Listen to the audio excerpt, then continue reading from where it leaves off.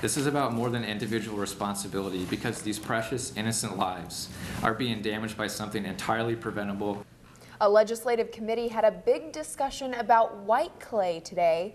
Good evening and thanks for joining us. The issue, millions of cans of beer sold and alcoholism. The committee is looking at what can and should be done about it. Channel 8 Eyewitness News reporter Nicole Cousins has more in tonight's top story.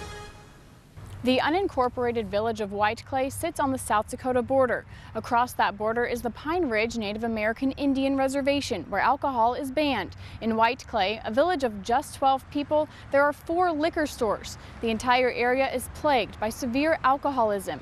Now, legislators here in Nebraska want to see if they can find a solution. It's a small rural township, but many people think Whiteclay, Nebraska is at the root of a genocide in the making. Silence is a tacit approval of what has been the ongoing killing fields of Whiteclay. The village borders a Native American reservation and sells upwards of 3.5 million cans of beer per year to the people who live there. Activists say the results are devastating to the community. Hundreds now suffering from alcoholism, fetal alcohol spectrum disorder, sex trafficking, domestic violence, and murder. Our tribe decided that we did not want alcohol on our reservation because we've seen what it does to our people. The state of Nebraska sells alcohol at our doorstep. Dozens of people from the area, from other Native American reservations and professionals, showed up at the state capitol Tuesday saying something needs to change. Many with the theme that Whiteclay should be completely shut down. It's been 112 years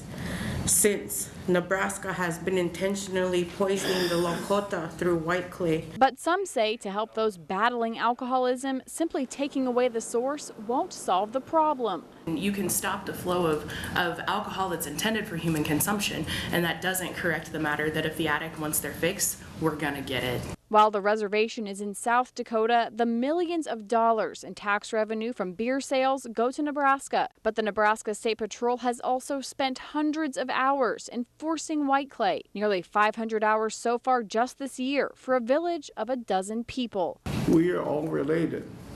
That's why we come here today. Now it's up to the legislature to decide how responsible Nebraska is and what exactly needs to be done. So far, the Nebraska Commission of Indian Affairs has received 130 letters from around the country in support of making changes to Whiteclay. Obviously, this is the start to a very long conversation here in Nebraska.